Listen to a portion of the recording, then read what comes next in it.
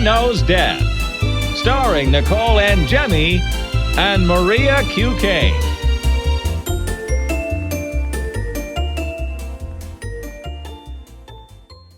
Hi, everyone. Welcome to Mother Knows Death. We have so many stories this week, and we cut a couple of them, but we just couldn't cut any more, and they're so awesome. So we're going to get started with this episode.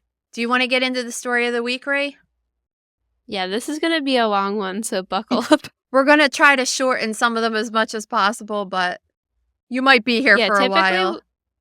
Typically, we cut a bunch of stories, but this week was really hard because they were all good. So this first one is about the Innocence Project is now taking on the Scott Peterson case. So I'm going to kind of give some background for anybody not familiar. So this woman, Laci Peterson, when she was 8 months pregnant, went missing on Christmas Eve. The night before her disappearance, she had spoken to the phone on her mother. Everything seemed totally fine. So the next morning of Christmas Eve, a neighbor found their dog roaming the neighborhood with a leash hanging from it and put it back in the yard. Her husband claims that during this time he was going fishing. So after a couple of hours, the parents are not feeling good about this and they call 911, not the husband, which I always think is red flag, right? It's just very weird. Of course. There's a million red flags with this case. Yeah, so she's totally, at this point, totally missing. A month goes by and this woman named Amber Fry comes forward and goes, "You know that guy that's been on the news, his pregnant wife's missing? Well, I've been dating him since November and he told me he was a widow." So huge red flag, obviously. Who tells a girlfriend that their wife is dead and then they just end up going missing? It's definitely super suspicious. A couple months go by and in April, her body was found in the San Francisco Bay and the baby's body too. And they were found separately actually. So right after that, he gets arrested and it all just spirals downhill from there. So do you want to tell everybody about what happens next? Yeah, so they found his body. They found the wife's body and her unborn fetus's body in the water where he commonly went fishing. And the weirdest case is that Maria keeps saying that there's so many red flags, but in this case, it's kind of that's all there is just a lot of red flags and circumstantial evidence and not really anything concrete like DNA or blood spat or anything like that would link him to this crime. But obviously, I think I was in my young 20. What year did this happen? 2004? 2002. So you had I was to like be 23. Yeah, I was like 22 or 23 when it happened, and it just upset me so bad.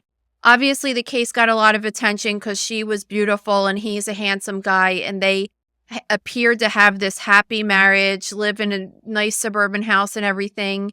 And here, the mom even was completely on his side until she found out that he was cheating on her. And then, of course, that makes the guy suspicious.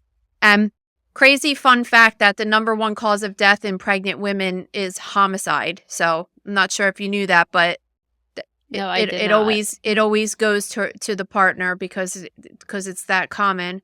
But we're going to actually talk to a criminal defense attorney whose episode is airing in the beginning of next week.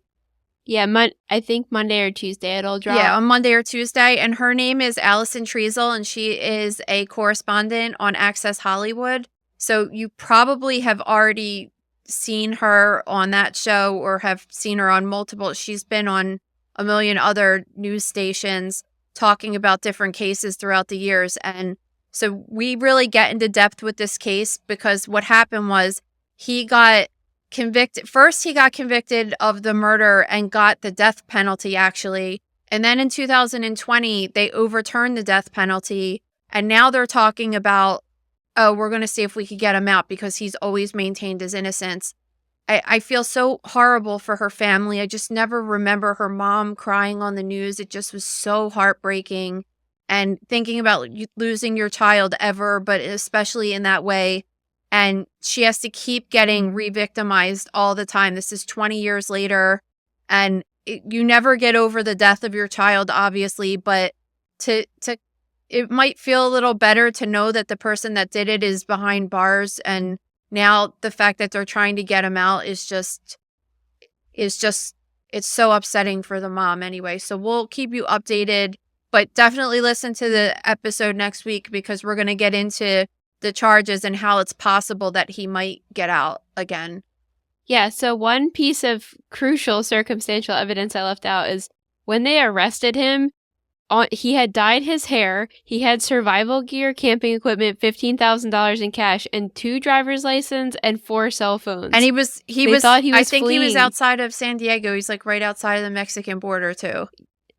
Yeah, so I guess at the end of the day, he has been convicted, but they're saying that new evidence has come forward of a potential burglary and all this other stuff that she might have got wrapped up in. So we're just going to kind of see how this plays out. It's really insane to me that I feel like personally, it's maybe a waste of resources. There's a lot of other people that are 100% innocent that are falsely imprisoned. So I'm interested to see why they took on this case, if it's enough evidence to get him off. I understand he was convicted based on circumstantial evidence alone, but all signs are pointing to guilty I for think me.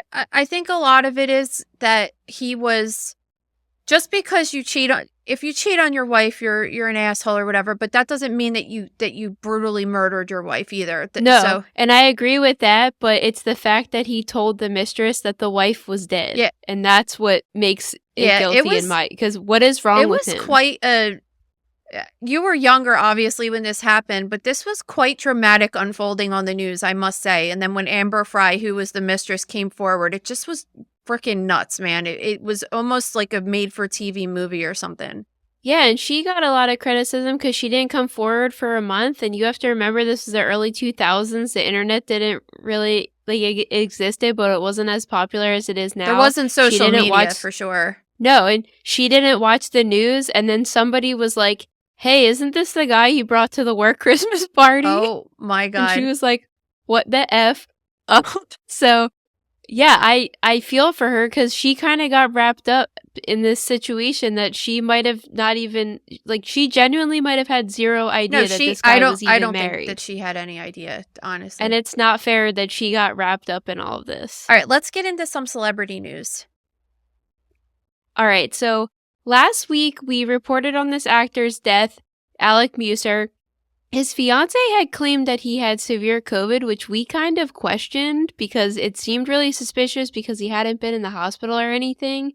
It turns out that he died by suicide, and she had ended up discovering his body and is the one that called 911. So it's kind of weird that a story came out and leaked that he might have had severe COVID. It didn't leak. She told, or not leak, she told people that she thought remember last week, she said, oh, I think that he died from severe COVID. And I thought, well, if he was getting treated by a doctor, wouldn't they have told you, hey, he's got severe COVID and he's dying from this? I thought that was weird. And then you said that he was home and not in the hospital, and we thought that was weird. We stopped recording, and I text Maria literally 2 minutes later, and it says, oh, the fiance found him. He died by suicide. He was bent over the floor in the bathroom with a gun next to him. And I was just so confused as to, because she knew the whole time, maybe. The only thing I could think is that maybe she was embarrassed that he killed himself, and and that's why she said that, and maybe thought it wouldn't get out, even though the news just does this Freedom of Information Act and gets the information that they want really easy from a medical examiner's office. But yeah, we just wanted to give you a little update on that. Yeah, and sometimes that happens where we record and then I get the little check mark that says episode uploaded, and 30 seconds later, more information comes out. So we were like, we're not going to delay the episode hours so we could go back and record this. So we definitely wanted to update you. But I want to talk about this next story, which is about Kate Middleton's quote-unquote planned abdominal surgery. So what do you think that's about? All right, so I have some theories. We know that, especially when the Queen died, they just put that on her death certificate that she died from natural causes, and that's just not even a cause of death, even a little bit. Yeah. So we know that the royal family somehow has some kind of pull to just, they're the most powerful people living over there, and so they can give as vague details as possible, and they just said that she's having a planned abdominal surgery. She may be in the hospital for 2 weeks, and it's non-cancerous. So that just leaves a lot of things open, obviously. I personally think that because she's of childbearing age, it's possible that she has a condition known as rectus abdominis diastasis, which is when you have multiple pregnancies, sometimes your abdominal muscles stretch out so bad that they can become permanently stretched out, and there could be a gap between the rectus abdominal muscles. And it could cause a hernia, it could cause pain, and it just looks unsightly too, honestly. So I was thinking that could be a planned abdominal surgery, that she didn't have to have it done, but it's just better if your abdominal muscles are together because they do protect your organs and hold them inside. So it could be that. Even though we look at her and she looks super flat stomach and thin, she could be wearing a garment that holds that in. It could be something as simple as a cosmetic surgery.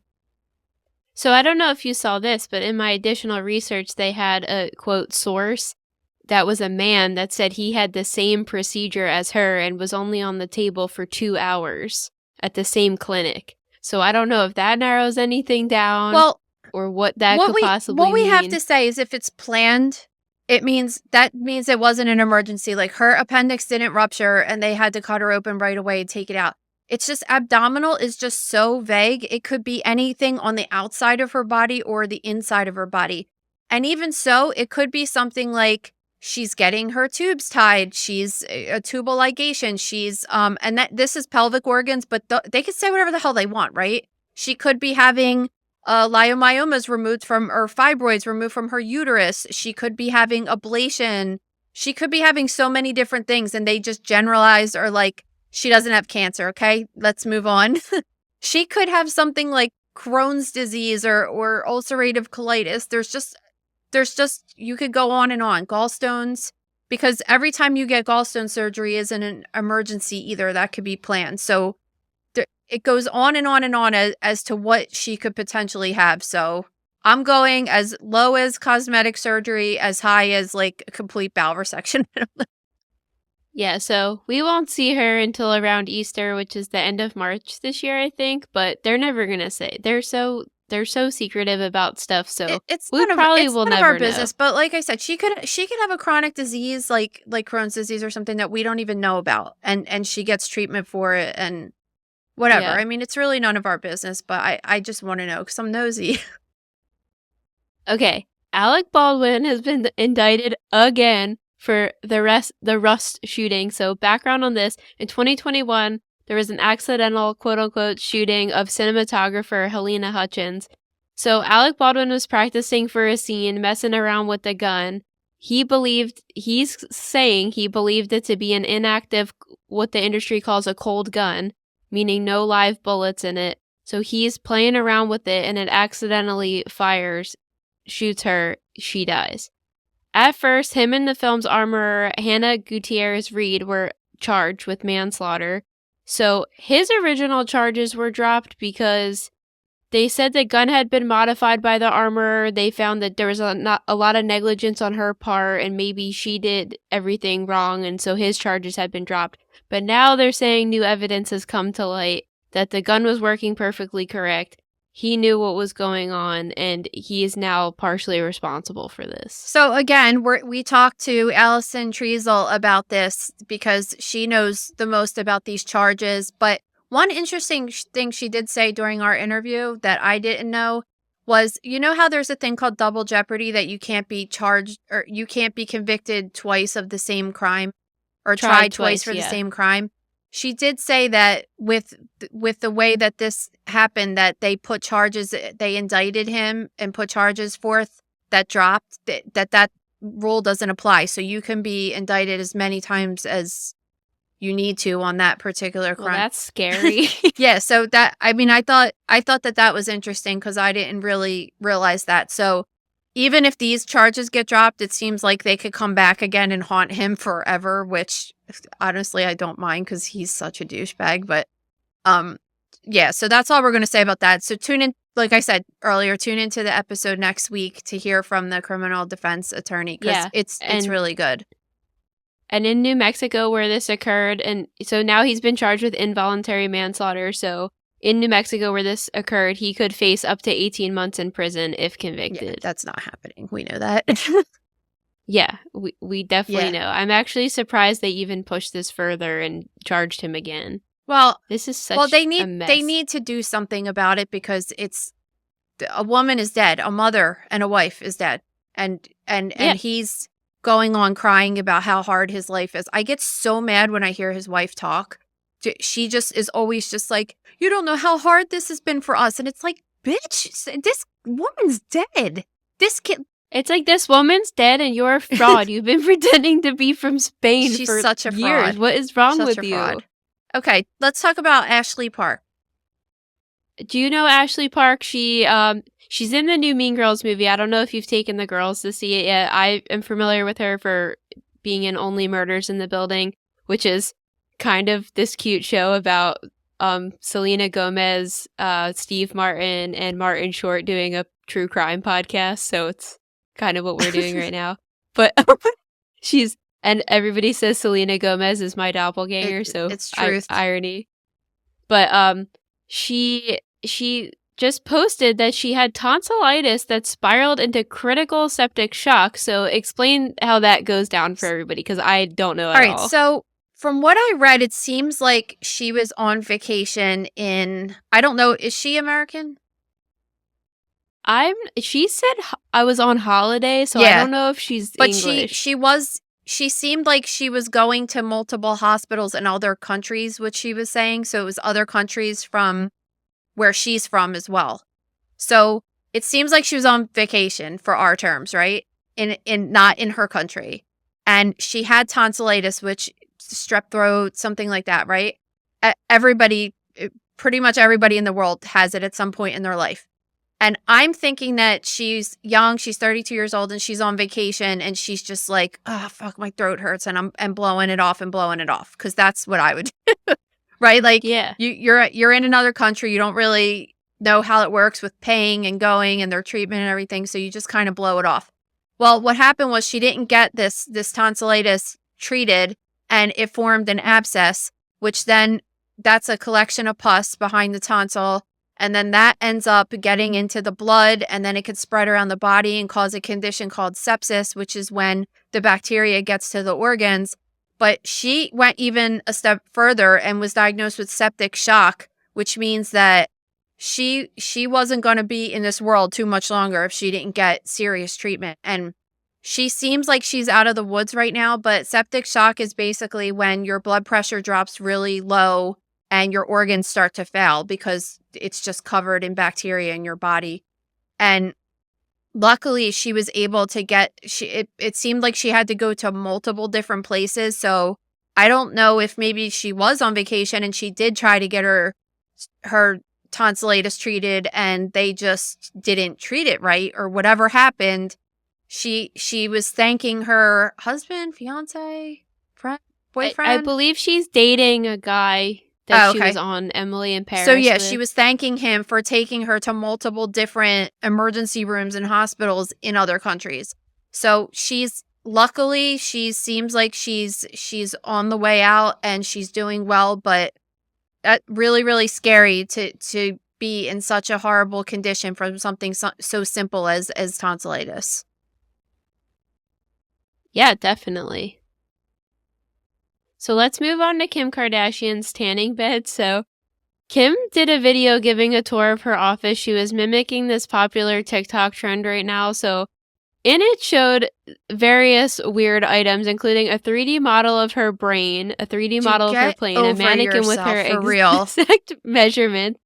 The mannequin with the exact measurements was ridiculous for me because bodies fluctuate so much. Yeah, and but I don't think that's as ridiculous because I think she gets a lot of clothes and stuff. I think the 3D model of your brain is like, get the fuck over yourself. You think you're so smart that you have to put your brain on display. Like, how do her employees feel walking in every day and looking at that? Like, it's so douchey. Yeah, I mean, I don't know. She's like very unapologetically out of touch with certain things, but the biggest problem that people are attacking her for is she said, I'm Kim Kardashian. Of course I have a tanning bed in my office. And people are like, are you joking with all this information that's come out about tanning beds?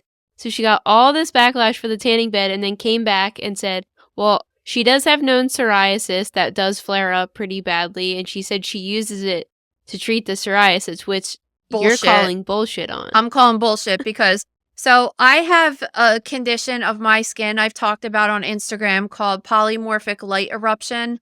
So when I'm exposed to UV light in the summer, especially, it starts happening like around May, and when it starts really getting warm out and I'm outside in the sun more often, I get this really horrible rash all over my body and it makes my skin itch terribly, and I just can't even make it go away. I have to put this really thick ointment, steroid ointment on my skin, and it's terrible, and it's months long.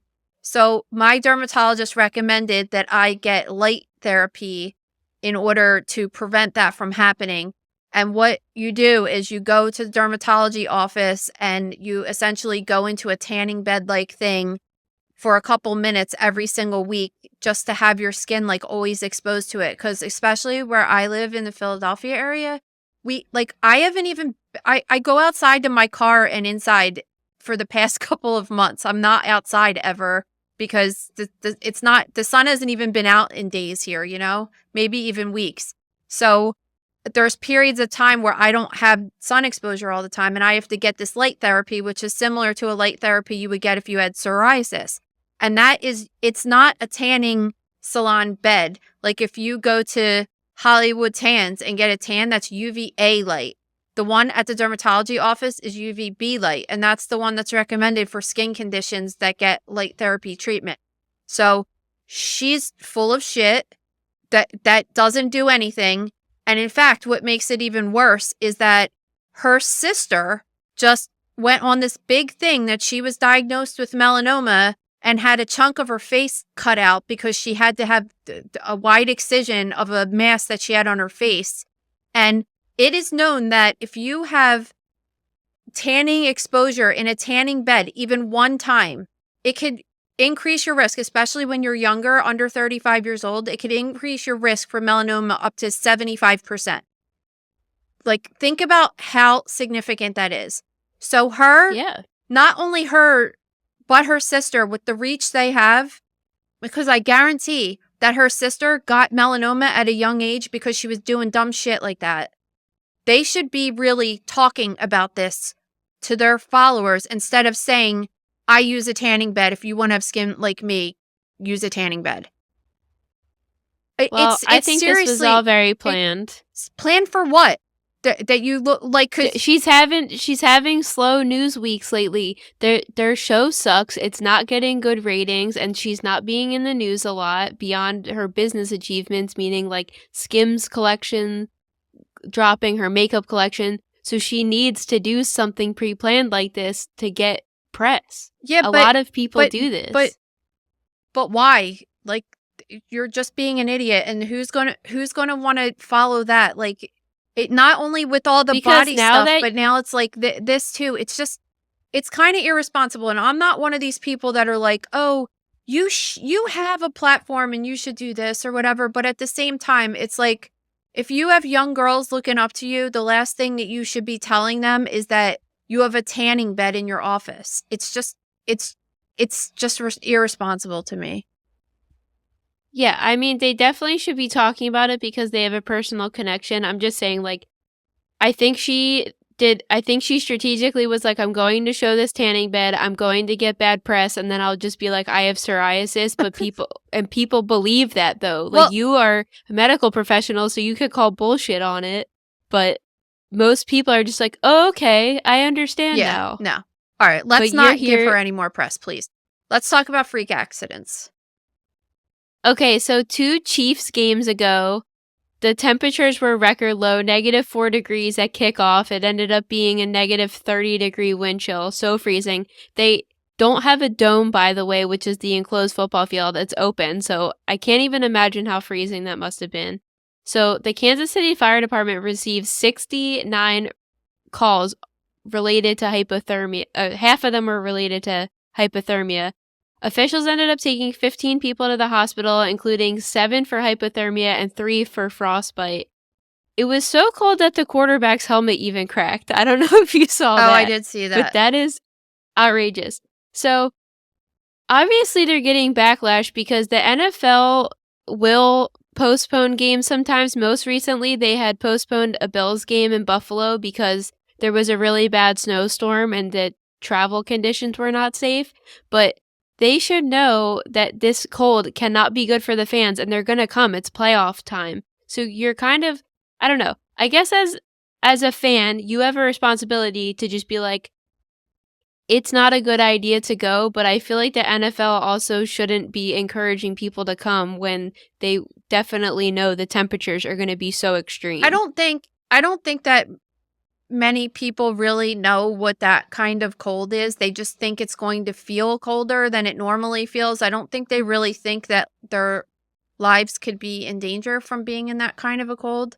But so this is what happens with frostbite. A lot of people don't even realize that they have it because you can't feel it. Sometimes you lose feelings, and it happens most commonly in the tip of your nose, the tip of your fingertips, the tips of your toes. And the reason that happens is because our body has to have homeostasis. Do you know what that means? No. So it means that we have to maintain a certain temperature, 98 point whatever 6 degrees it is, for our bodies to function how they should function all the time properly. Our organs, everything, our bodies are very happy being that temperature. And when we get really cold, what happens is vasoconstriction happens on all the distal parts of our body. So our legs, hands, tip of nose. It squeezes all of the blood vessels shut to keep all of the blood around the heart and in your torso to keep your organs nice and warm. So technically, all you need to live is your head and your torso. You don't need your arms and legs, right? So it's your body's way of being like, you're starting to die and we're going to shut off your arms and legs right now to keep this blood warm. It's not good. And you can get, so with frostbite, you get changes in the skin. And people don't see it right away, especially if you have darker skin. You're not going to notice that your skin's like a little weird purpley color. And sometimes by the time you go to the hospital, luckily they can catch it in time. But if it goes through the deeper layers of the skin, it could cause death to the skin, and it causes like necrosis or gangrene to the skin, tip of nose, tips of toes. And that's what happened here. I don't know if they had severe frostbite or anything like that, but when our body temperature gets below 95 degrees, it's bad. And it's the same as when you take your temperature to get a fever. If it's too hot, you can't be too hot. That's hyperthermia, and you can't be too cold. I just couldn't help but see the irony of a few weeks ago we covered that Taylor Swift had a fan die at her concert for overheating, right? For hyperthermia, so yes. Then, for hyperthermia, and then she's at this game weeks later to see her boyfriend play where people are getting hypothermia, but she's all cozy in a suite. So I guess if you're totally unaffected by it, you're just not even realizing what's going on. I couldn't help but think about that. And I'm supposed to go to this stadium series of Flyers versus the Devils, and it's outside at a football stadium. And let me tell you, I already told my husband when he was buying the tickets, if it's under a certain temperature, I am absolutely not going because I do not want to be uncomfortable. Yeah, it's not really worth it. And I think there's another story too this week of like these 3 fans that were maybe at that actual game that were found dead outside of their house, like frozen outside of somebody's house. But there's some like shadiness with the whole story. So we might talk about that next week if that ends up being anything interesting. But related to, so we had a big snowstorm last week. We actually had 2 snowstorms, one on Tuesday and one on Thursday. Big for us where we live in Philadelphia. So you guys up in like Chicago think that we're like giant pussies because what did it snow like? I don't know, 6 inches at most here, right? And it's like the whole world shut down. The kids' schools shut down. Their extracurricular activities, like. Let me defend us Philadelphians for a second. My Uncle David lives in Chicago, and I texted him 2 weeks ago because I found out it snowed so much, like a couple feet, right? And I said, how are you making out? And he said, barely even know what happened. All the streets are plowed. You wouldn't even know beyond it being on your lawn, right? When it snows, 6 inches here on Friday, they don't even come with salt. They don't come with the plows. I probably couldn't leave my house unless my husband didn't do some of the street and my neighbor didn't take his mini plow and do some of the street. You couldn't even leave the neighborhood because they just don't even do anything. They did I in think my in certain neighborhood. So you cities- live in a shitty town, I guess, because mine was plowed every couple hours, and it was really They nice. hit the main roads, but they don't come back. So I think in certain cities where snow's more prominent and they're used to it, they're on top of it, and it's like it doesn't even happen. But here, people just freak out and they don't know what to do. So this guy, so we have the next couple of things that we have to do with like this horrible weather we had last week, because it seems like, I mean, even my neighbors just went to Florida for a wedding and it was like 40 degrees in Florida. So I feel like it was kind of almost countrywide, or at least half of the country. And so this guy went on his roof to clear off the snow off of his skylight, and he fell through the skylight 20 feet and landed on a concrete floor and died. Yeah, I mean, this is pure definition of freak accident. It really sucks because he was just trying to get ahead of it and then ended up falling through. And thank goodness somebody saw him fall through and called police. Not that they could do anything at that time, but what if he was just laying in there rotting away if nobody came in the house? Well, maybe if it was that cold out, It's I just don't horrible. know how fast he would rot away. But another tragic story that happened outside of Philadelphia, in Pennsylvania on Highway 81, there was a family. They were coming back to New York from Washington Airport, in Washington D.C. an airport, and it was 2 cars. So it was a minivan that had, how many people were in it? Four women in a minivan, and then there was a car following them that had a woman and a man, right? Two other But additional they're all family family members. a woman and a man. And the weather, like we said, it was just like it was very icy. Because it was cold and it was freezing. And the minivan with the 4 women in it were driving up the highway, and they accidentally like lost control of the car and crashed into the median on the left-hand side of the road. And that obviously, when you're driving from Washington towards New York, you don't want to do that, because it's not the right left-hand lane to, there's no shoulder there. So if you were to like pop a tire or anything, you would never pull over on the left side because there's no shoulder. So they got out because their car wouldn't move or anything, and they all got out of the car. Well, 2 of them got out of the car, right? Or 3? No, so yeah, people in the minivan were there. The 2 people in the sedan following the minivan pulled over to the right side of the road, got out, and crossed all the traffic lanes to go help them. So then this tractor trailer comes by, doesn't see them, smacks into the minivan and hits people, and 5 of them ended up dying. 1 of them survived with serious injuries. So yeah, I mean that's the thing though. But like, to the tractor trailer's defense, when you're driving 70 miles an hour, I mean, he probably wasn't going that fast if it was snowing and everything, but when you're driving even 40 miles an hour, you're not expecting to see a car dead stop in one of the lanes with people standing in it. Like, that just was a horrible... they immediately should have put on their hazard lights at least and stayed in the car.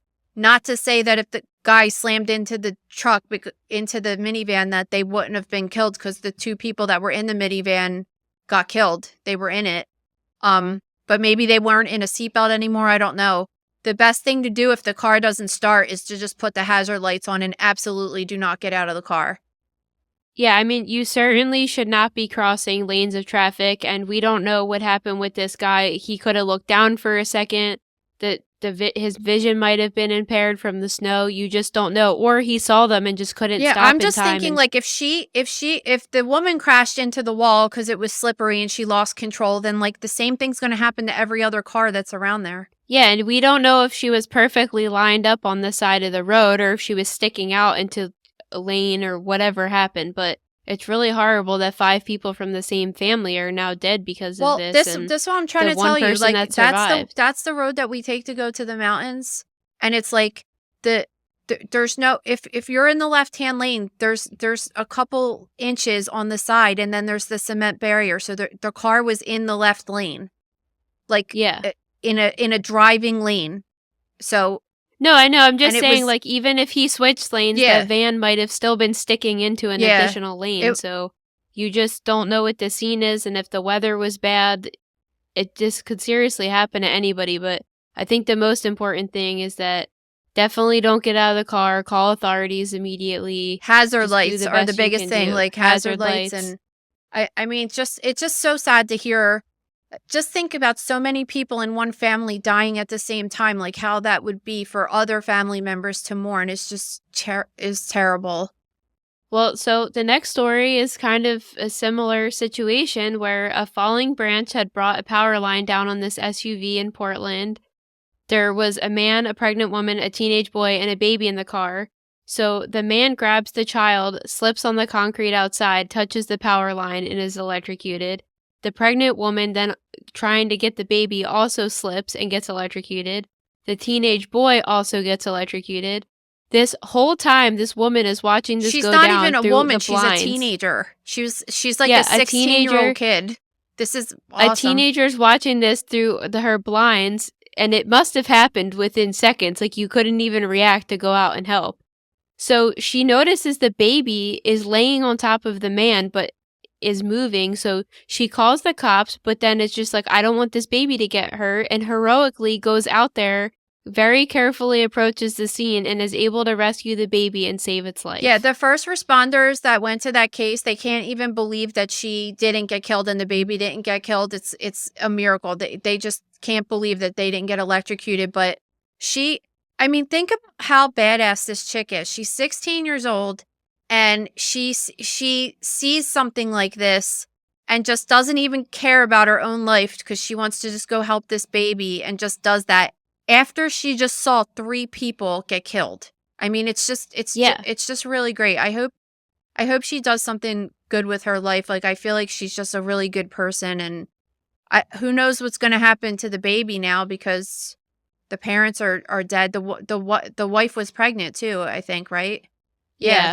It's just so terrible, and it's scary. I don't really know. We should have actually asked Gabe this. Like, well, if that happens, like, what, you're probably supposed to just stay in the car because of I don't know if the circuit can be complete with the rubber on the tires and stuff. I'm not really sure, but definitely you don't want to step in like anything that's wet, snow, because it was No. snowy and icy there too, as well. So tragic story, but I love when there's people that are doing the right thing, and it turns out well for at least some people in the story. Yeah, so this next story is kind of wild. It's a 26-year-old woman picked up a shift at her job, which was at a car wash. She wasn't scheduled to work that day. And it's kind of not really clear exactly what went down, but they believe she was cleaning and got tangled in some of the equipment at the car wash, which caused her to get stuck and killed her. Yeah, so they said that they got the call that a woman had a traumatic brain injury. So I think that's something, at the car wash especially, there's like all of those things that spin. Yeah. I'm thinking either like her hair or that's like what I if was she was thinking wearing a too. vest or something, like a piece of clothing, a scarf or something got caught. I was thinking more her hair, just because it was a head injury. Like, usually if it was your body, it would be like a squeezing injury, like a traumatic asphyxiation or something. But they don't really go into specifics, but this is just an important thing to say. Like, obviously, if you're working around any kind of machinery, that you always should have your hair tied back, because there's a video, I think I posted it in the gross room actually, of a woman that was working at McDonald's and like making one of those McFlurry things, and her hair got caught in it, and it like pulled the machine off of the countertop like to her head. You just Oh don't my realize God. how powerful those spinning things are. And it's just really important. Like, if you go on a roller coaster or anything like that, that's another case I have in the gross room. A girl on an amusement ride, and her hair got caught in the amusement ride, and it like ripped her entire scalp off. Well, the company said their thoughts and prayers are with the family, that. so thanks. Just don't talk. It's just better. Your thoughts and prayers aren't really bringing back this I don't know innocent though. girl's Like, life. what are you gonna say if you don't say anything? You're an asshole. If you say something, you're an asshole. Whatever. Like, what are you gonna do? Well, they're assholes. So, this next story is about a Bahamas shark attack experience. So, this experience in the Bahamas has now closed after a 10-year-old is bitten by a shark. So, my question for you is that Lillian is also 10 years old and really into sharks. So, would you ever let her do something like this? I would have. Yeah, like this is at Atlantis, dude. This is like I think this is like a good resort, right? Isn't this like that one that has that crazy slide? Okay, a shark's a shark. Like, it doesn't matter if it's at Atlantis or at a Bobo motel. Isn't like, that what all the snorkeling things are? You're supposed to see sea life, snorkeling with the sharks. I see it all over the place. I just was in Key West. They had it everywhere. Yeah, but I always thought it. You're supposed to be in shark. I always thought about that too. I'm like, how do they prevent the sharks? I just assumed that they had some kind of closed off tank that they only let like little dudes in that like couldn't really do any damage. You know, I have no idea what happened. They didn't say what kind of shark it was, but the kid got bit pretty bad. That he was listed in serious condition. And one of the resort guests said that they saw the child's mother running and screaming, and the dad was holding him and he was bleeding and he had his leg cut or tied off with a towel that was tying it off like a tourniquet. I mean, that's... Well, they said this is the first guest-related incident they've ever had since this thing launched in 2006, which I just find really difficult to believe because you're dealing with some like fish, you know, like a wild animal type of thing. If you had a bear experience at the Great Wolf Lodge, like they're still bears. It doesn't matter if it's a renowned resort. Yeah, but if they were like animals. Cute little cuddly bears, you wouldn't expect one of them to kill you. But they're still bears, and you don't know what they're thinking because they're animals and they don't talk and communicate like humans. Also, they're kept in some form of captivity, which could make their natural instincts go wild. Horrible idea. This company said they're also deeply saddened by the injury. They're going to be sad when they write out that check. Our sponsor for this week's episode is Stink Bomb. We have a couple really good stories coming up where first responders and police officers are going to need some Stink Bomb. And actually, you know what? I think everybody needs it because we have a case coming up about an airplane where everybody on the plane needed some Stink Bomb. Oh, yeah. I mean, it would have been the most handy tool. You guys would totally understand when this story comes up. But nothing's worse than having an absolutely rude person just fart in your presence. So it would be really nice to just be able to have a little magic stick in your purse or your pocket and whip it out. And then you're like, I'm covered. The rest of these people have to suffer, but I don't. Especially because bachelor party season's coming up. So this could be more common, but, you know, and with St. Patrick's Day and everything. But you could even have an Irish cream flavored stink bomb to block out the disgusting odors of hungover people on airplanes. So what it is, it's a little, it looks like a chapstick tube, and you put it on and you put it right underneath of your nose, and it makes you smell really good things instead of really horrible things. Yeah, my personal favorite is lavender. For Christmas, we were loving using evergreen. I liked pumpkin spice in the fall. There's really, really good flavors for every season. You could switch them out and always guarantee that you don't ever have to be in an uncomfortable situation. So you could use code MKD15 at stinkbombodorblocker.com for 15% off of your purchase. Thanks, Stink Bomb. All right, Ray, let's get into some violent crime. Okay, so this first story is about this woman that had stabbed her boyfriend 108 times, and she's claiming to have cannabis-induced psychosis. So she's saying that they went to go smoke a bong.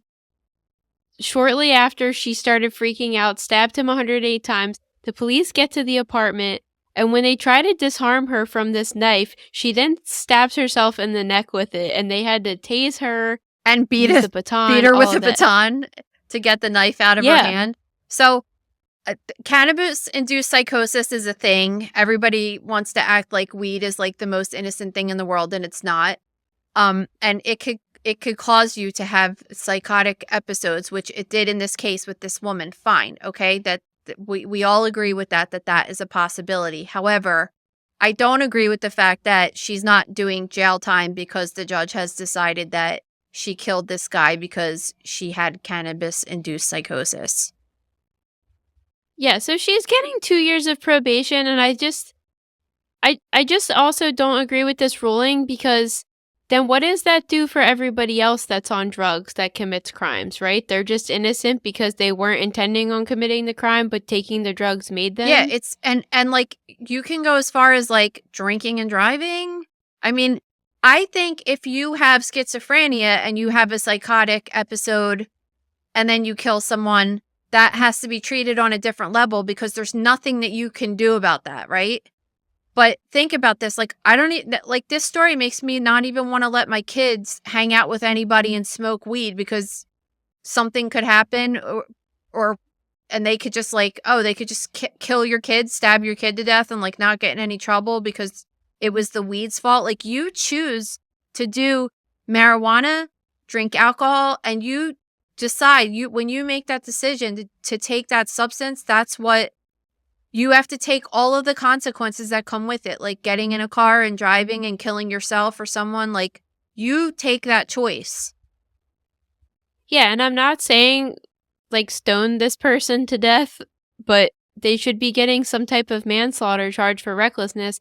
And I think the bigger problem is just, how is this? So if somebody's on meth and commits a crime, they're going to get jail. So why wouldn't it be kind of considered the same thing? You wouldn't do meth with the intention of necessarily doing something bad, but if you do it, it's because you did drugs. And it's the same thing with weed, and it's the same thing with alcohol. So I think this is such a weird ruling. How is anybody okay with this? Anybody in the world? I don't know. It's like being like, my husband was great, but he beat me when he was drunk. Okay, he still beat you. Exactly. And it's not okay. It's not because he had a real mental illness. It's because he decided to drink alcohol. Like, end of story. Yeah, exactly. I don't understand this at all. This seems very bizarre to me. You know what else I don't understand? When a cop is dealing with a fleeing suspect that is on a motorcycle and decides the only way to get him to stop is to throw a cooler at him. Well, they said tensions were high, so of course your first inclination would be to take a cooler off of the ground and throw it at somebody during an undercover drug bust because they're resisting arrest. So, yeah, the NYPD was doing an undercover drug bust, and they went to go arrest the guy. He gets on his motor. I don't even think he was on a motorcycle. It said motorbike. So he gets on this motorbike and starts like running away from the scene, and this cop just picks up a cooler, throws it at him, and knocks him off the bike, and it killed him. See, like, I go back and forth with cases that involve criminals getting hurt and stuff, because there was one case that happened a couple years ago that we were talking about in the gross room of a girl who robbed like $10,000 worth of stuff from Ulta or something, and then the police dog attacked her and ripped part of her scalp off. And there's a part of you that says, well, if you weren't being a criminal and you weren't in that situation, like, none of this would have happened.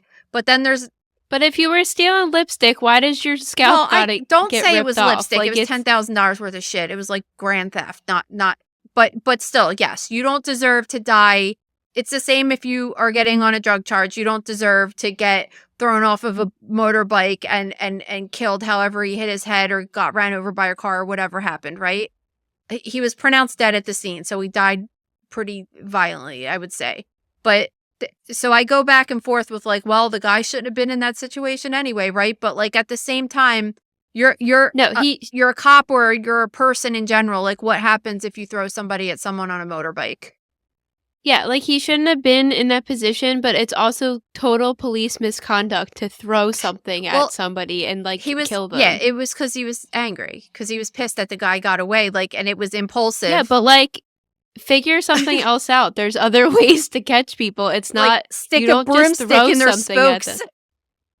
No, Yeah, it's like, it's there's messed. a million it's other messed up, and options. it's not cool. And I'm glad that the family got justice for this, because even not yet. He's been charged with manslaughter. He has to go through the process still, and he'll probably get some leeway because he's a police officer. I think that I don't know. I think that they're both of the guys were in the wrong, but the cop was more in the wrong.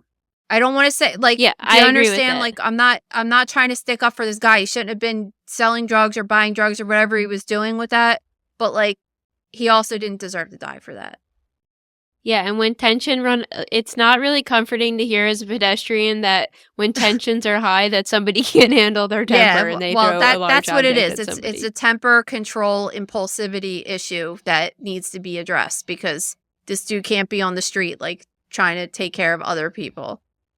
Speaking of temper, this next story is about a guy that got in a stabbing over a snoring related incident. So, a 55-year-old man named Christopher Casey was arrested and charged with stabbing his 62-year-old neighbor, Robert Wallace, to death, all in defense of his snoring. So, Casey and Wallace were in a long-time feud. They were neighbors. They had a wall that connected their properties, and they were constantly fighting over Christopher Casey's snoring. So it's reported that Robert Wallace showed up to Casey's house while he was eating dinner, removed a window screen from his property, which then ignited this whole argument. And then it ended up escalating to the point where Christopher Casey stabbed Robert Wallace to death. And it was all over an altercation that started over snoring.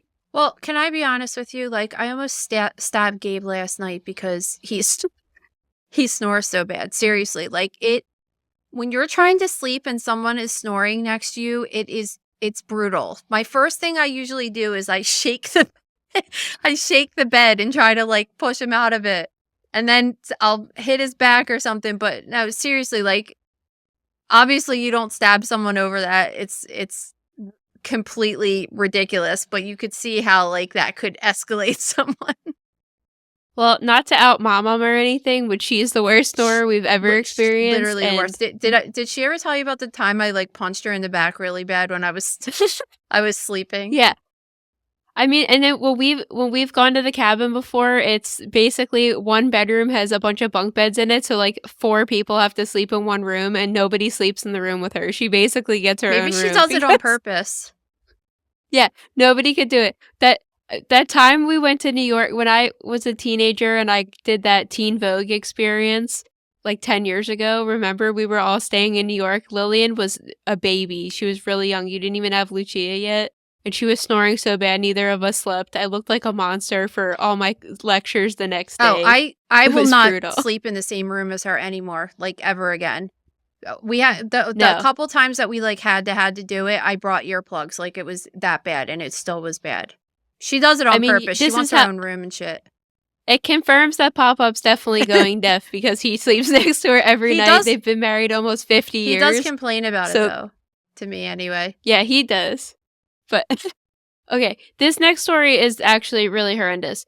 So, carjackings have been really on the rise lately, and it's been happening a lot with teenagers. It even recently happened to my husband's coworker. She was eating lunch in her car outside of their work, and a teenager came up to the window with a gun and stole the car. That's Horrifying. so scary.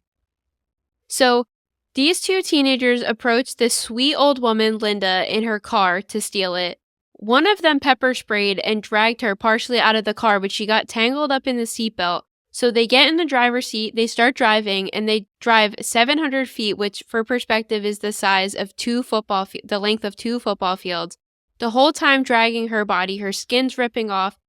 Finally, she hits a utility pole, her arm rips off. So they just leave the scene, and she is in complete shambles, like horrible. Yeah, and I mean, aside from all of the other trauma that she experienced with maybe severe abrasions or road rash, you would say, if your arm rips off, your axillary artery being severed like that, I mean, you'll just bleed out right away. It's just so terrible. And I was really upset reading this story, thinking about like your grandmom going through that. Like, how awful is that?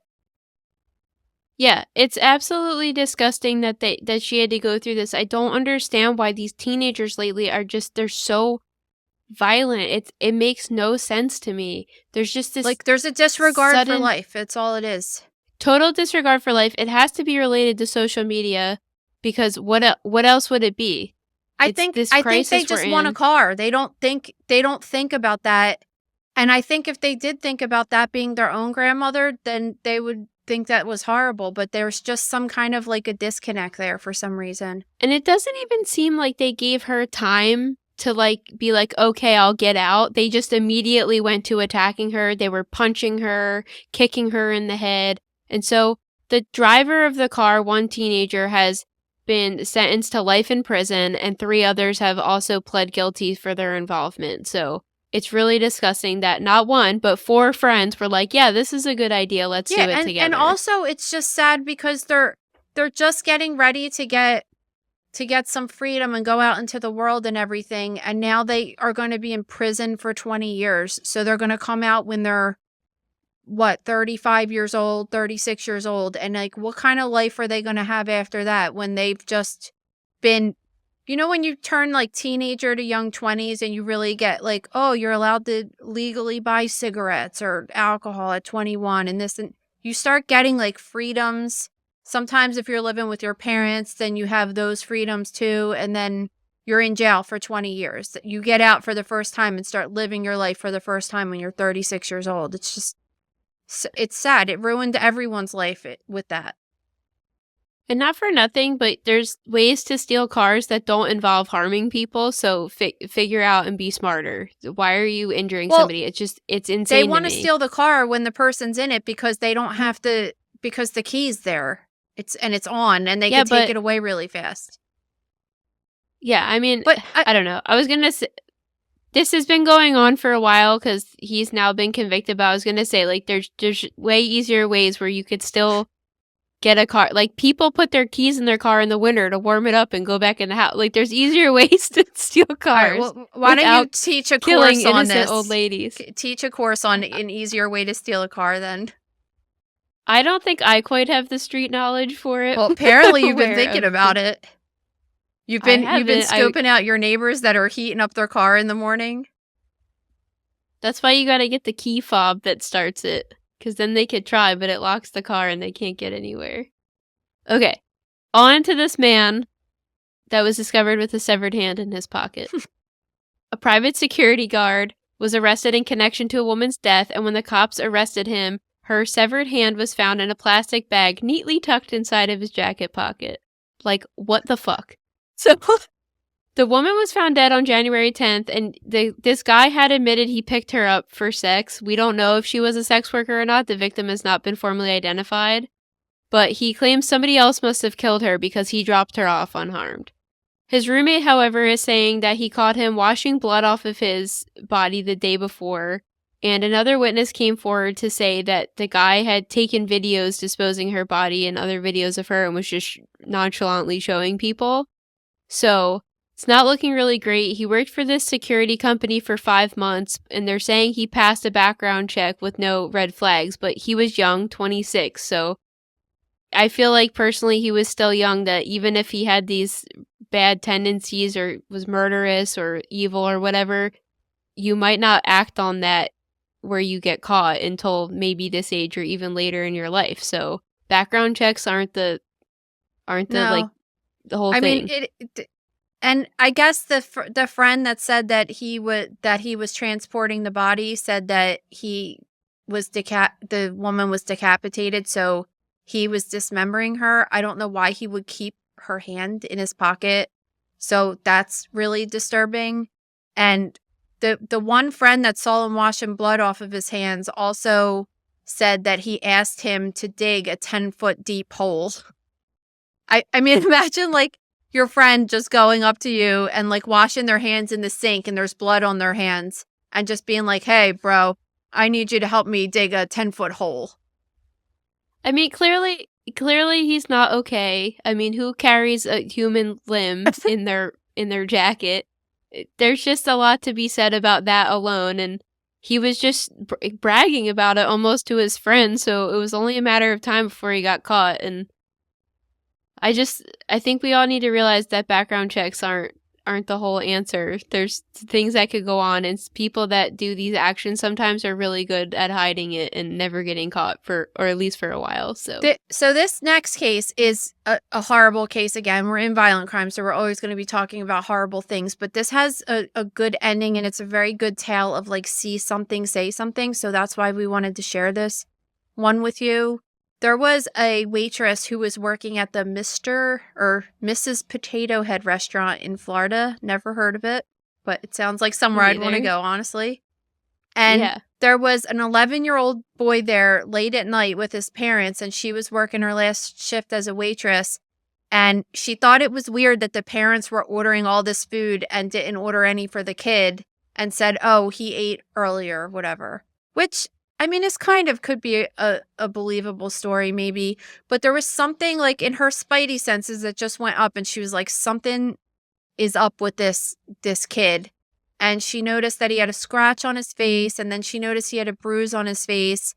And she wrote down on a note and said, what did she write on the note? Are you okay, or do you need help? She just wrote, do you need help? And he kept denying, like classic. I feel like a lot of children in abusive situations don't want to get more in trouble. So he was shaking his head no. And she angled it in a way that his parents wouldn't be able to see it.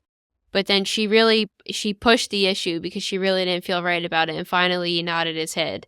So she called the owner of the restaurant and said, I'm just letting you know I'm calling police because I don't feel good about this.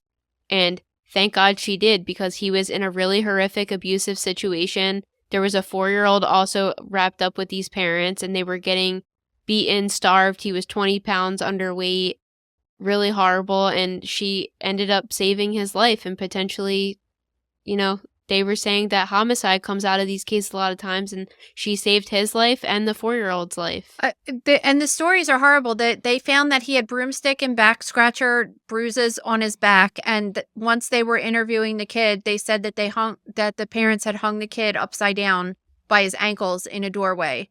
And I just think it's so awesome that this woman just noticed like something was off with this situation.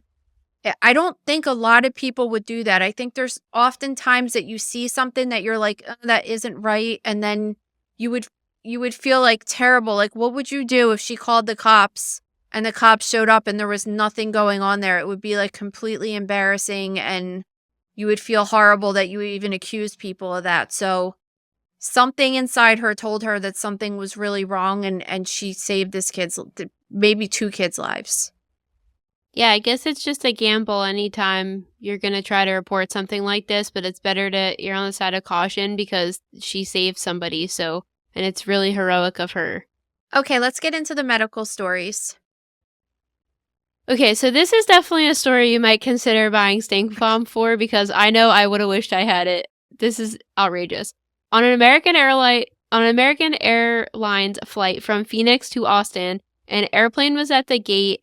And there was this man on the plane that was disgruntled. They believed him to be hungover. And he starts getting in an altercation with somebody. So this person recounting the story says, the man goes, "You thought that was rude? How about this?" And then he farts really loud. So chaos completely erupts, and people are like, "Fuck you. What is this?" Somebody says, "This is so low class," and he was like, "We're in economy, sweethearts." Oh my God. So they just start fighting, and they start leaving the gate to like go to take off, right? To launch. My words are just not coming to me easily today. So they leave the gate, and the plane's rolling down the runway to take off. And people are like screaming at each other. Seriously, like there's no window to crack. It's like you don't want to smell a stranger's ass. Like you just don't. It's terrible, and you don't even want to breathe the air. Every time somebody challenged him, he just farts out. So this total chaotic scene just erupts with people screaming at him screaming back. He just keeps farting. It smells horrible. People are like gagging. And so the flight attendants finally had to get involved, and they had to turn the plane around, bring it back to the gate, and told him he had to get off. And he was like, "Why? What? Wait, what?" Yeah, he was like, "I don't understand." So they said they all breathed a sigh of relief when he walked off the plane. It only took about 15-20 minutes, and then they were back on track. The plane took off, and everybody got to where they had to go. These poor flight attendants, man, they deal with some shit. The worst is they're saying that a similar incident happened 2 years ago, also on American Airlines, flight where a passenger reportedly lit matches mid-flight to mask his farts. What's wrong with This people? had to. I mean, if this was 2 decades ago, it had to be post or pre 9/11. Like, who can bring matches on an airplane? Who could make guess you themselves could. fart that much? I don't know, but Unless you like, I mean, like, I know sometimes you eat like broccoli or cabbage or something and you get your belly's like super distended and you just want to like let the air out. Fine.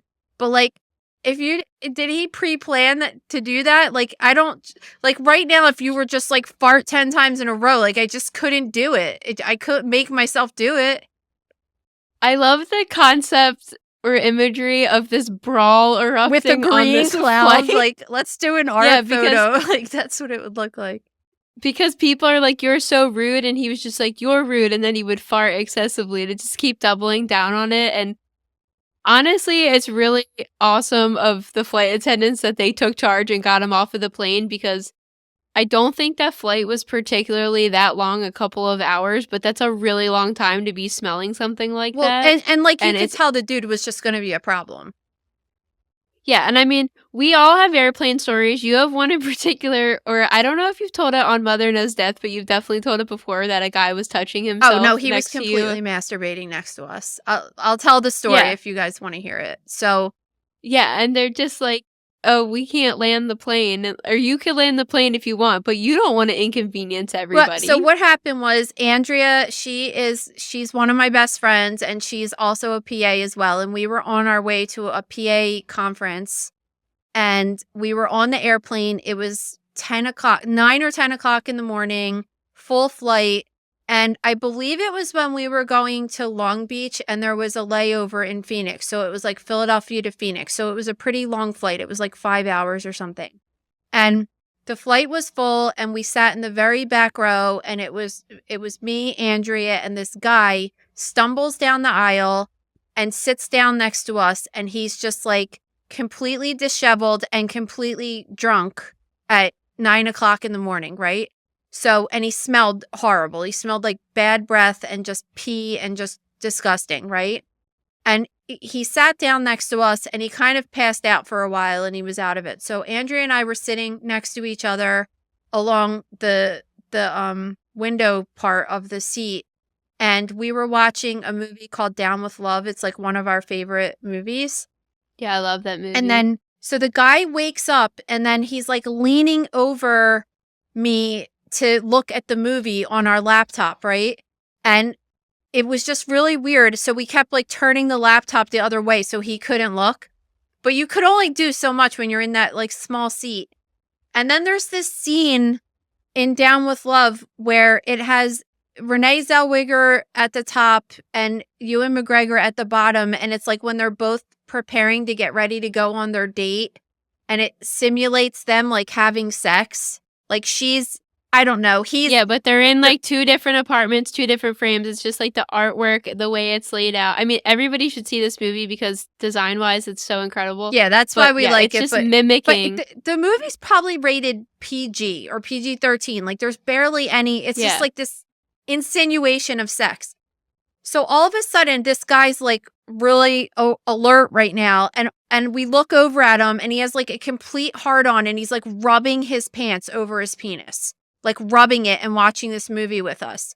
So I was sitting like this and Andrea like leaned behind me and tapped on him and she was just like, you need to get up. You need to move over right now.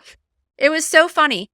So then he stands up to go to the bathroom and he's waiting in line because it was a full flight and he's in the aisle and he like leans back and he has a total pitch tent. Like we're looking over and we're like, ew. So when he got up and went to the bathroom, we called over the flight attendant and we were just like, oh my God, this guy is like jerking off in front of us right now. He's so gross. Like, can you move him?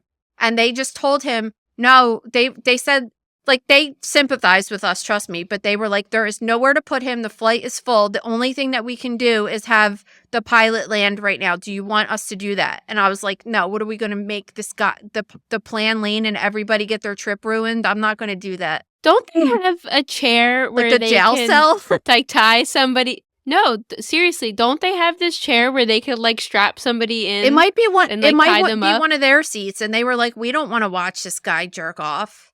I don't know. Yeah, But the good part of the story is that I took a picture of him, and now ever since then, and this was seriously maybe 2010 or 11 or something.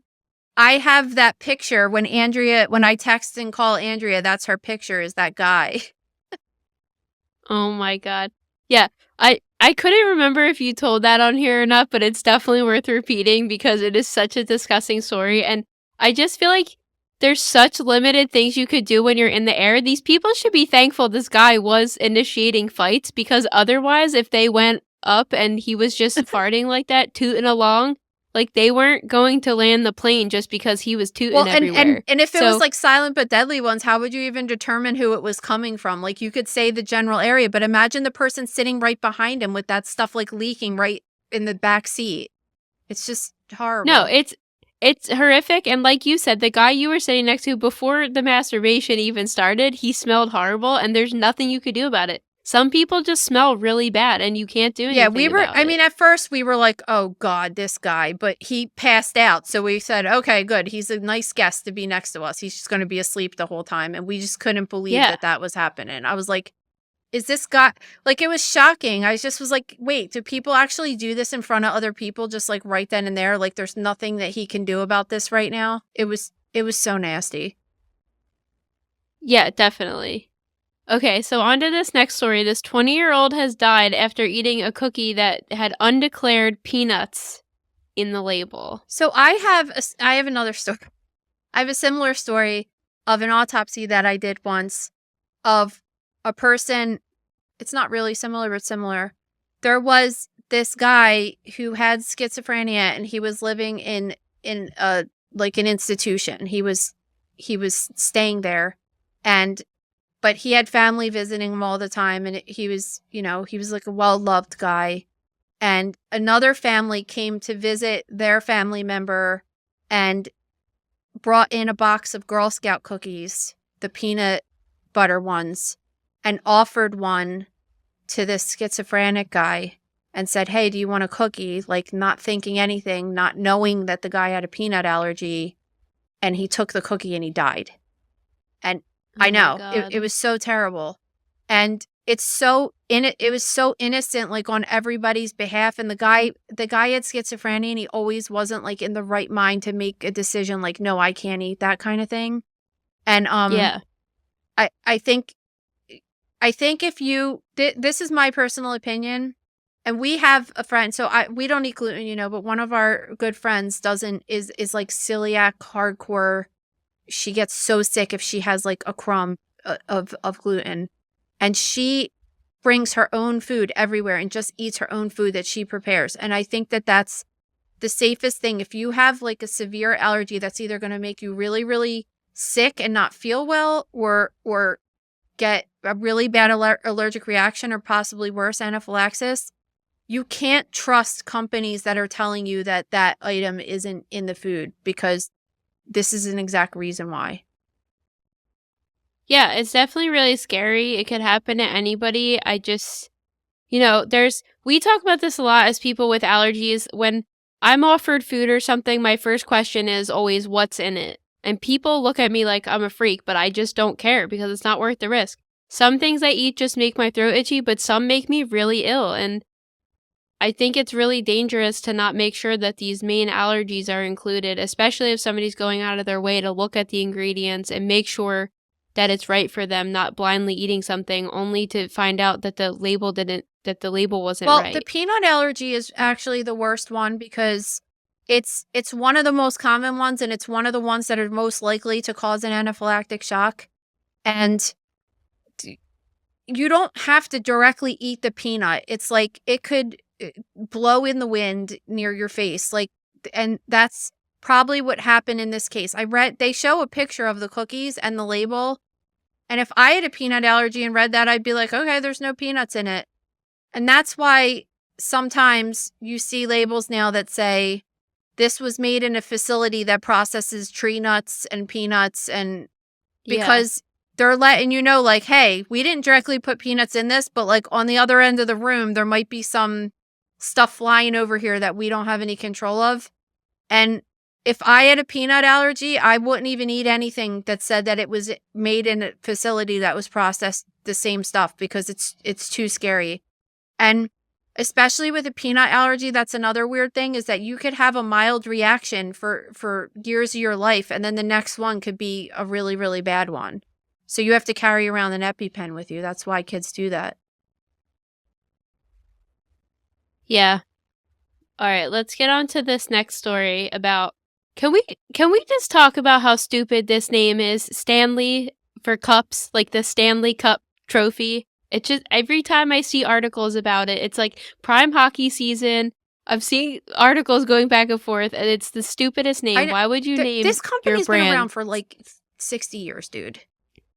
All right, well, the Stanley Cup has also been. I actually would like to see which one was years. around longer, to be honest with you. I guarantee you the hockey The championship stupidest was thing around of this much cup longer. is definitely not the name of it. It is the just the bulk and the trendiness of it, whatever. But of course, my kids are teeny boppers, or so they're totally into these stupid Stanley Cups. So I had to get them one from Santa, and I see this story this week that they might contain lead, and I'm like, oh, cool, because I really just like want to give my kid lead poisoning. So apparently there's been these viral TikTok videos going around of people buying these at-home lead testing kits and putting it on their Stanley Cups and seeing that they're testing positive for lead. Apparently the company says that this was a quote from their company. It says, quote, "We seal our vacuum insulated stainless steel products with an industry standard pellet. That includes some lead. The pellet is completely enclosed by a stainless steel cover, making it inaccessible to customers." So the one girl that was testing it had her cup flipped over. And then if you look at the bottom of the cup, I actually was going to try to show you guys today, but my kids have their cups at school. But there's like a little divot in the cup. And I guess when you lift that off, that's where the lead exposure is. So as long as that's intact, you should not be exposed to any lead. I'm just glad I read this story, because if that thing fell out, I don't know. I probably would have kept using it if the cup still worked. I wouldn't even have thought about it. So Stanley's saying if that thing falls out, they say it never falls out, but if it does, but all these people are like, it always falls out. Their cups are guaranteed for life or something, so you could send it in and they'll send you a new one. But it's really, a kid got lead poisoning because he was playing with oatmeal or something, and he was going like this and like crushing the oatmeal with the cup, and the lead like got into the oatmeal that he was crushing from the cup, which is crazy. Just like things you don't think about. But if you touch it, if you drink from it, whatever, like you're exposed. And one exposure might be fine, but multiple exposures of it can certainly lead to permanent brain damage, which is really scary. Maybe it's safer to drink out of the real Stanley Cup trophy than these cups. So Possibly. Isn't it made out of like, it's not gold, right? Silver and nickel. Oh, well, that's probably not good. I've either, actually, I don't know if you know this, but I have a picture with the real Stanley Cup trophy. Wow. I'm so much cooler for knowing you now. Thanks. No, there's like a guy whose whole job it is to travel with it. It's kind of doesn't insane. he have like weird white gloves and stuff? Yeah, and he can't keep his eyes off of it, but then we Jesus. were taking pictures with it and someone was like, distract him so I could kiss it. Well, that's why, because people like want to put their balls on it and do stupid shit. It's like that's the guy's whole job. Let him, who cares? All right, talk about this milk, because again, I have a story. So, thousands of people have allegedly gotten ill after drinking lactose-free milk product. So, they're claiming that it smelled like poop or rotten eggs, complained about bouts of diarrhea, vomiting, stomach cramps. So, this was the Fairlife brand of the lactose-free milk, and they're denying that anything's wrong with the milk, but get into your story. All right, so I buy lactose-free milk for us because Lucia has a little bit of a irritation with it. So I just buy it. And I usually love this milk because it lasts a long time. It never goes bad and it tastes really good, honestly. And so I was kind of hardcore faithful to this milk. It's really expensive, but the fact that it lasts long, you're kind of like, all right, whatever. And then one day I got it and opened it up and it smelled like shit, like literal shit. And the kids alerted me to it. They were like, this milk is bad. It smells. And then I smelled it and it didn't smell like bad milk. It smelled like poop. And I poured it down the drain because it's like $7 or $8. And I was like, I ain't ever buying that shit again. Like it's too much money. I just poured it down the drain. I'm pissed off about this. And the biggest reason that I wanted to share this story with you guys is because apparently there's a website that tracks food. What is it called? I thought I wrote it. Oh, it's called foodbornepoison.com. Is that what it's called?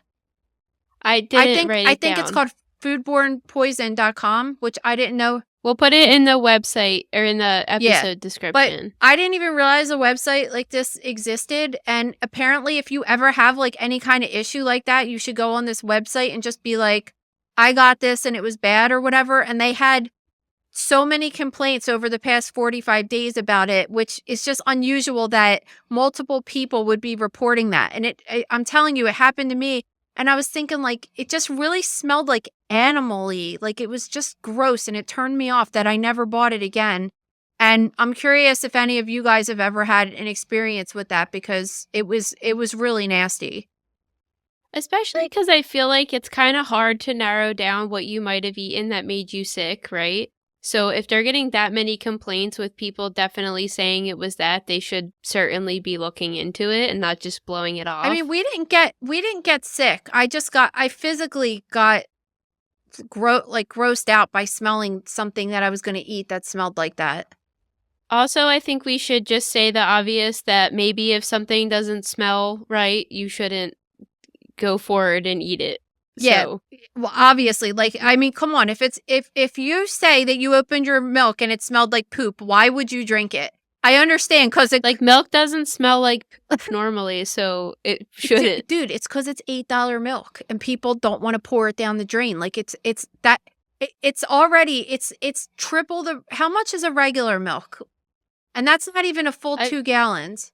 I think like a regular whole milk gallon's like $3.50. Yeah, 3. Why are you putting me on the spot like in the presidential debate? I don't know, because I don't buy regular milk. So it like kind of just pisses me off that I have to spend that much. Neither do I. Because I drink it, the kids drink it, have it with the cereal. They have chocolate milk, and then I make coffee with it. Like, we buy it all the time, and it's expensive. And it kind of like pisses me off to have to throw it out. But yeah, why would you ever drink it if it smelled like shit? That's just ridiculous. So yeah, I mean, just don't do that. So ever again. No. All right. So next we have the FDA has approved a device to detect skin cancer. Side note, I just want to say, when I was writing notes for this and I looked at the FDA's logo on the sign in the picture on the article, it is the Sega logo. It is the same exact thing. Really? Yes. And I'm going to put them up on the story on Instagram today because I was like, this looks really familiar. I feel like it's Sega, and they are the same exact blue. They have the same exact lines. So I'm going to put them side by side who was first, on Instagram. FDA or Sega? Well, FDA, but was that logo first? So I don't know. It's very 80s. Because first I was like, this is a little 80s. Like, it's 2024. And then, yeah. So I started going down the spiral. But I'll post a couple funny pictures on the story today so you guys can see what we're talking about. Anyway, FDA's cleared Derma Sensor's first of its kind handheld device that uses artificial intelligence to non-invasively detect skin cancer. All right, so this is cool. If you go to the doctor and you yourself have like a mole that you're like, this looks a little funky, or the doctor's doing your skin check and sees something that looks a little weird, they could put this sensor up to the lesion and look at it, and it will tell them instantly if it looks suspicious and it needs to be biopsied or not. It's a really sensitive, and they're saying that it has a sensitivity of 96%, which is pretty good. And it across all 224 forms of skin cancer, along with all different kinds of skin types and colors. So it's really cool. And another study had found that the device reduces the missed skin cancer diagnoses from 18% to 9%. So I think overall it's a really positive tool. It's a subscription-based thing, so the doctor doesn't have to, it doesn't seem like they have to purchase the thing, they just have to get a subscription plan. and they could pay $199 a month to do for, I think it was 5 patients. But if they pay $399 a month, they could have unlimited patients, which obviously everybody would do that, right? Maybe you would get the $199 a month one if you were like a family practitioner or something. But if you're a dermatologist, I feel like $400 a month.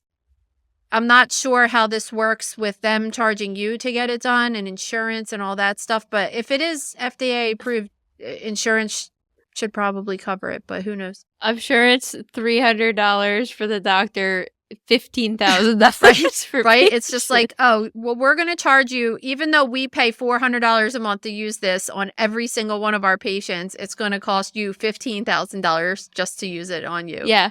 So they're saying this shouldn't be the only diagnostic criterion. Like, you should get it double checked, but it's a really cool invention, and I hope it ends up working out really well. Yeah, I'm pretty excited about it, and I think it's going to help too, because a lot of people get scared to get a biopsy because obviously you have to get a shot and then you have to get your skin excised, and a lot of people aren't for that, so they'll say, and sometimes there's a little downtime with it depending on where the location is, so people might blow off getting the thing checked out and never go back until it's a problem. So I'm like so for this because it's very impulsive, like something's not right here, let's check it out, and then it's not right, let's biopsy this right away. So I love it. It's awesome. Okay, let's get into other death news. So a pediatrician has been charged with a hit and run, if you can believe that. A Staten Island pediatrician is charged with leaving the scene of an accident after mowing down a dad and his 6-year-old daughter as they crossed the street. All right, so at first, I was like, this guy is the asshole of the week or whatever we say, right? Douchebag of the week. Yeah. But reading more into the story, so it seems like, I mean, it sucks. Like this dad had his 6-year-old daughter on his shoulders, and they were walking their dog around the neighborhood when some guy in a black pickup truck, it seems, crashed into them, knocked them over. They both fell onto the ground. The dad was bleeding from his head and had a concussion, and the little girl had a skull fracture that required surgery. So they got hit pretty hard. And he got charged with a hit and run, which makes you think like, oh my God, how could this guy leave a child, especially when he's a doctor that takes care of children?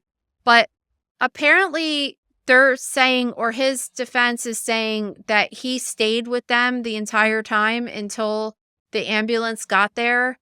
And the dad and the daughter don't really remember what happened, obviously, because they had head trauma. So I guess the defense is trying to prove that he did indeed stay with them until the ambulance got there. But the question still remains, like, why did he leave before the cops got there? It's just...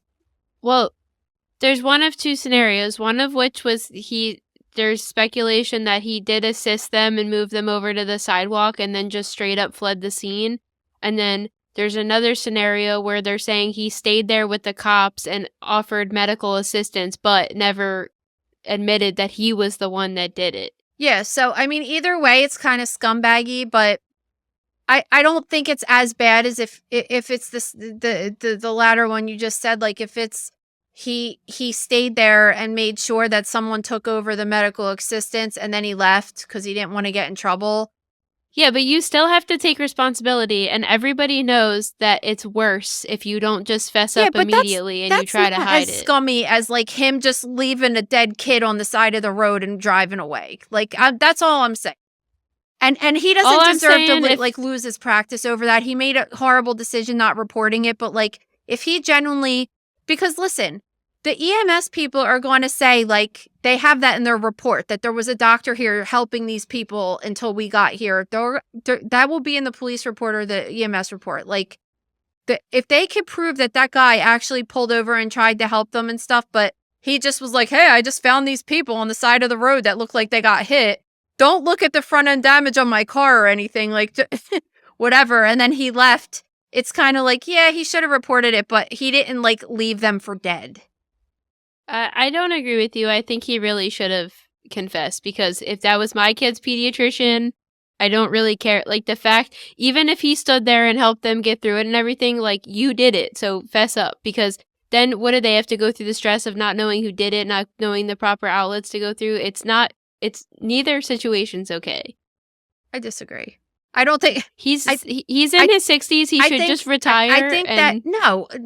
I don't think that you have to give Yes. up your whole life for that. That is completely ridiculous. First of all, they're completely leaving out. Why did he hit them? Was he speeding? Was he drunk driving? Why did he even hit them in the People hit first people place? all the time. I almost hit somebody every single day on Route 130. Come on.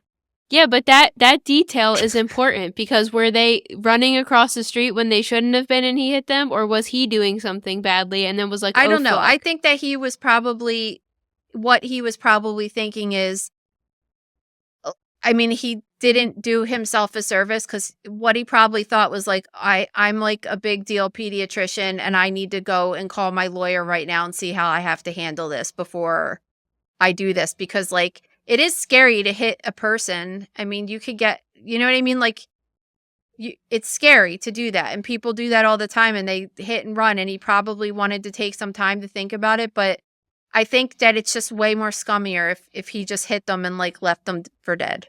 That's all. I just don't agree. Okay. Well, I'm right. So the first person is set to be executed by lethal gas. So in 1996, a jury recommended 11-1 that this man, Kenneth Smith, be sentenced to life without the possibility of parole. The judge, however, overturned this and imposed a death sentence, which since has been illegal, but it doesn't go back. Like, he can't, any case that this happened to prior to this being overturned, I think in 2017 that this rule was overturned.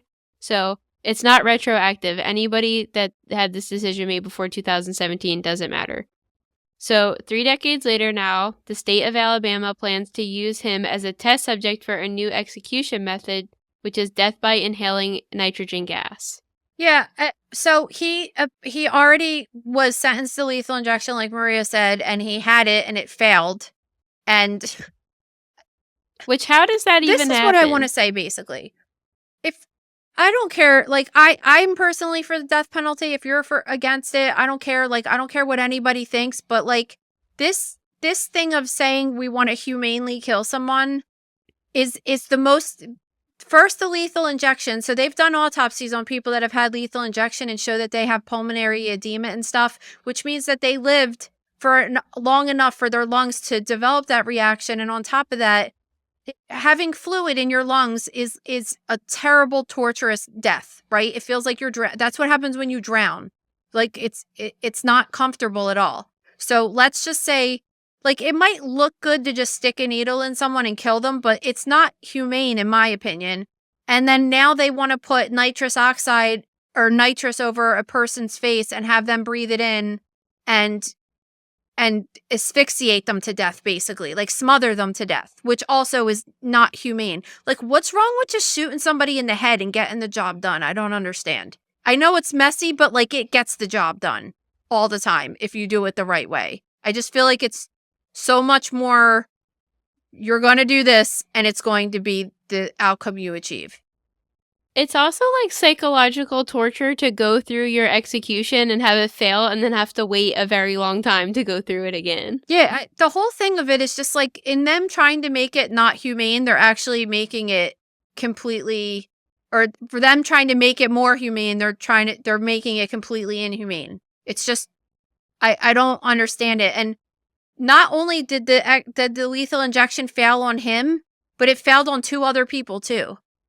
So imagine going there and walking in and thinking like this is the day you're dying, and then it doesn't happen, and then you live for 30 more years and now it's going to happen. It's just the whole thing of it is the whole thing needs to be reworked. Maybe I'm not for it as I think I am. Like the whole system of it sounds so ridiculous, but I am for like people that do really horrible shit to people, especially involving children. Like they just don't need to be on this earth anymore, in my opinion. But they just need to rework the whole system because it's terrible. All right, so next, a Kansas couple has been charged with fraud after collecting more than $200,000 in retirement benefits on behalf of a dead relative while they concealed his body in their home for 6 years. Yeah, this is not the first time that I've heard this. I've heard of people using their dead family members' finger as a fingerprint to be able to still get God. benefits. So the cool part about this is that they were able to look at the data on his pacemaker to see that he died 6 years prior when he was 81 years old. They could tell the moment that it stopped working, which is amazing. So whatever the story is, the best part is that, so this is the guy's daughter and her husband. And I don't know what made them call and eventually say like, oh, he died. Can you come here? And they went and they were like, no, this guy's been dead for a really long time. Like, what did you think? Like, you were just going to get away with this? The guy was like mummified or something in his room. Yeah, he was mummified, and other family members said that they were making any excuse possible as to why he wouldn't come to the phone or to family events, which I'm like, okay, at a certain point, don't you think if you hadn't seen or heard from a relative for, 6 years, maybe even 6 months to 1 year, you'd be like something, maybe a wellness check should occur or something. This is the thing, though.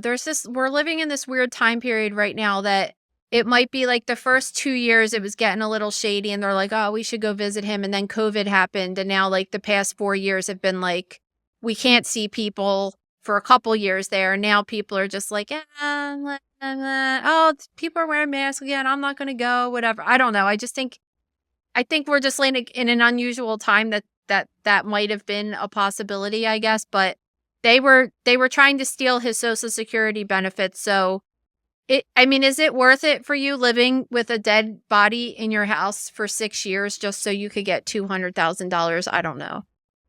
No, you're not well if that's what's happening. Especially like it's your dad. All. It's just kind of weird. Well, shockingly, there's another story we have of another person that was living for 6 years with a deceased person. So an Ohio farmer had died in late December, and he had been living in an RV with his dead wife for 6 years. So what is sweet about this story is that they both died from natural causes, and the wife had died of natural causes 6 years ago. And to me, I look at it as he couldn't let go. But what's weird is that their son had called to report that he died and said, oh, there's another body on the property too. So it's not the like son was on board with this wife. Plan. That was the weird part of it. So it's not like this poor old man's wife died and he couldn't let go because no matter what, they're going to have to take her away, right? And I thought that part made me really sad to think about him just not being able to let go. But the fact that his son knew about it the whole time is kind of like, all right, what's going on here? Whatever. But they said they both died from natural causes, so it's not like he was doing anything shady. But yeah, I think what was weird about it was that they said that the body went to the medical examiner's office and they determined that she's been dead for 6 years. And I'm like, how did they determine she's been dead for exactly 6 years? Like, I don't know how you would do that. You definitely could say, okay, she's been dead for a long time, but I don't know how you could pinpoint a year on there like that. But anyway, well, maybe they had other things to suggest she had died. I don't know. Or they were like, we know she died then, and they were like, okay, seems like about she had like an NSYNC t-shirt on or something. What was popular 6 years ago? Definitely not NSYNC. Where have you been? I don't know. I'm all screwed up with time. Talk about 20 years ago. I know. That's the problem. Well, what was popular 6 years ago? 6 years ago was what, 2018? Yeah, so 2018, like what was popular then? I don't even know. I'm thinking about 2018. Not Britney Spears, apparently. I'm like into the 2000s, like. You're way behind. Anyway, her body was surrounded by herbs, wrapped in a blanket, and was well preserved. It makes me really it was sad. A sad story, really and I thought it's like a cute love story. And I sent this to Gabe earlier and was like, "This is going to be you." But yeah, I don't know like what herbs the guy used to preserve her, but one of the first responders was like, I've been doing this for, I think it was the sheriff, 34 years, and I've never seen anything like this, and I've never seen a person that's been dead for 6 years that looks so good. It's sad. What was his recipe? On to questions of the day. Every Friday on the @MotherKnowsDeath Instagram, we post a little question box. You could ask us whatever you want. Because this episode was so long today, we only had time to do 2 questions. So, first, have you ever had someone you know show up on the autopsy table?